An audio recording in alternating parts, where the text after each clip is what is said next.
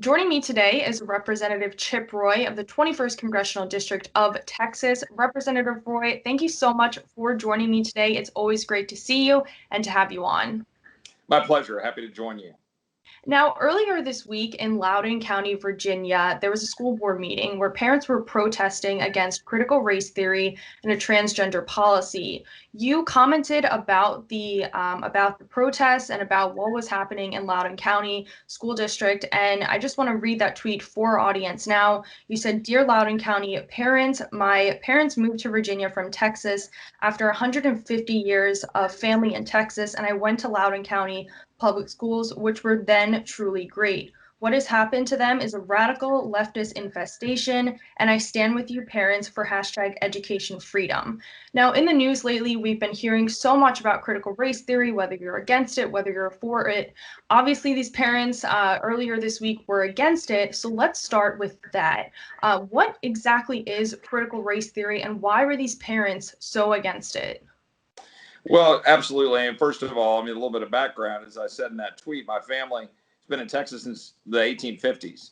But mom and dad moved up to Virginia for a couple of years. I use quotes, 2 years, because I ended up growing up in Loudoun County, went to high school there, and went to the University of Virginia. I was proud to grow up in the Loudoun County public schools. It was a normal, strong American public education system.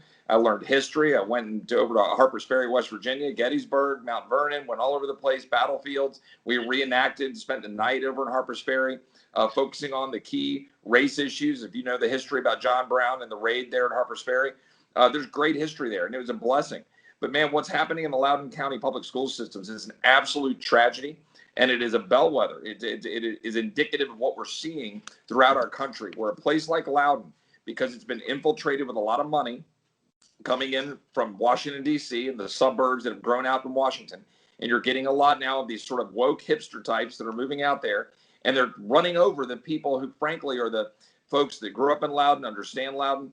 And now they're pushing a lot of these leftist things, including critical race theory. And critical race theory is a real problem, and it's got its roots in Marxism, but it's basically a purposeful effort to divide us by race and to focus on race, and it is, in fact, in and of itself, racist. And if you look at what's being taught and pushed through critical race theory, we're seeing, books and different curriculums that's talking about being ashamed of your whiteness, and telling you that, you should find ways to work around being white. To get people to want to figure out how to rank all of the things that they should be ashamed of about their background and race and history. And that's the exact opposite of where we want to go in terms of judging people by the content of their character and not the color of their skin. So this is happening. It's real. It's happening in school districts throughout the country, and it's happening right there in Loudoun County. One last point on that. People say, well, Loudoun County was just reacting to the tragedy of George Floyd. Well, that's not true.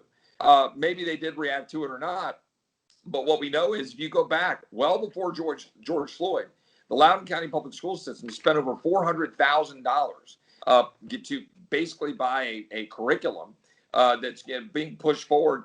Let's see, find it here. It says spent $422,500 on diversity training programs hosted by the Equity Collaborative, a California-based consulting firm, which has its roots in all of this stuff that they're trying to push. That's the problem. That's why parents are mad there, and I stand with the parents.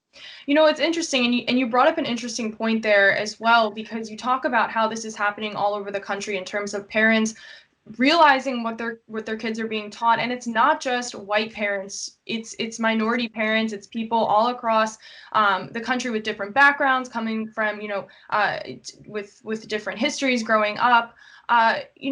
Something that's being talked about more and more, and maybe will be a silver lining from the pandemic, is the fact that because kids were at home, because they were in Zoom all day long, parents were actually able to see what their kids were being taught.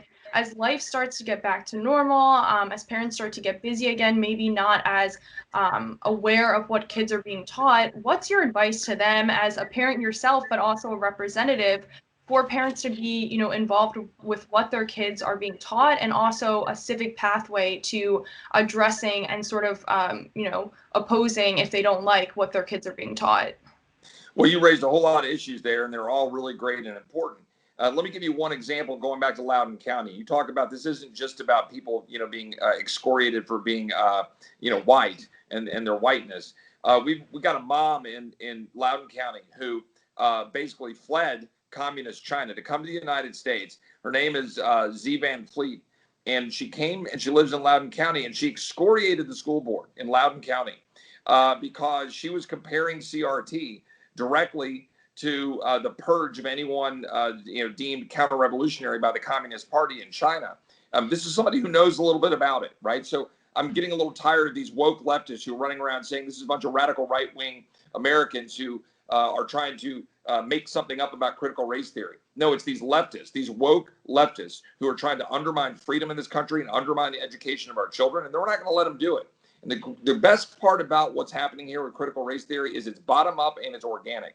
It's coming from moms and dads in communities around this country who had their eyes opened up about the corruption and the fraud in our public education system that has been going on for too long now because the schools were shut down.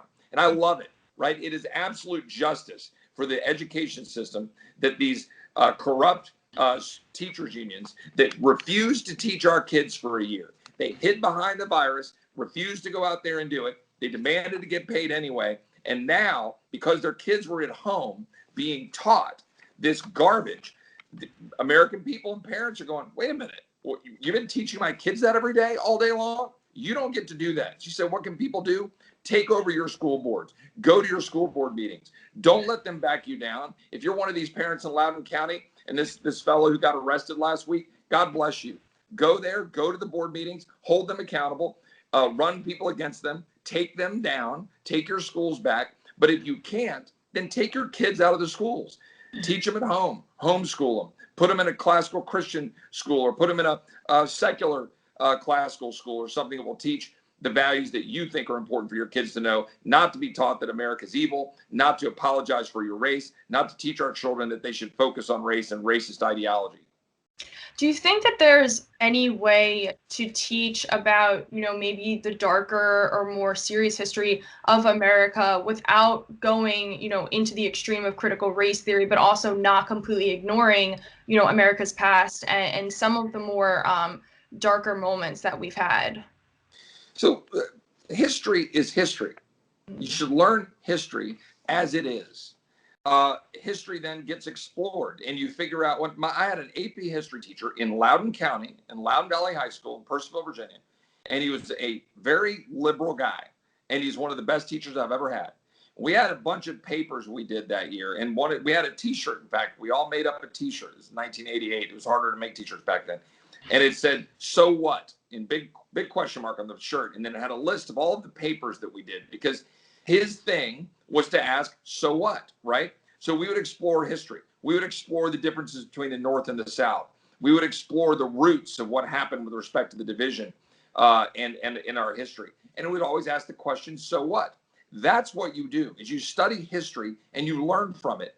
It was great growing up in Loudoun County and going over to Harpers Ferry and looking at John Brown's raid and understanding the dynamic and understanding the extent to which there were both future Confederate and Northern generals there in Harpers Ferry in 1859, leading up to the Civil War. It was going up and reenacting Gettysburg and understanding what happened on that hallowed ground, which led to the Gettysburg Address, which is such a critical moment in our history by President Lincoln. You can understand all of that and understand the wrong of slavery, but this is really important, and I'm never going to back down from this. I am proud of this country. I am proud of the history of this country, understanding that we as flawed human beings, and we understand that particularly as Christians, that we're all flawed, every single one of us. But understanding that Declaration of Independence, those principles laid out by our founders that were then fulfilled, not fully, but in significant part in 1863 with the Emancipation Proclamation in September of that year. And then, yes, Juneteenth, when finally slavery ended in the United States of America in 1865 in Texas and Galveston. Understand that history and how great it is. In 80 years, we took a country that was divided, that we had slavery instilled in our founding, which was wrong. But these values, these principles that were laid out in 80 years, we destroyed history. We basically said, hey, we're going to just take and do what the rest of the world has never done. And we're going to say, you have rights. and that you have God-given rights and that you deserve to have those rights protected. That is a glorious thing, and we should celebrate it. And we should talk about the greatness of this country and not beat our country up and not divide us further by race and not make people feel guilty about who they are because of their race, but be fulfilled by the greatness of what this country has done.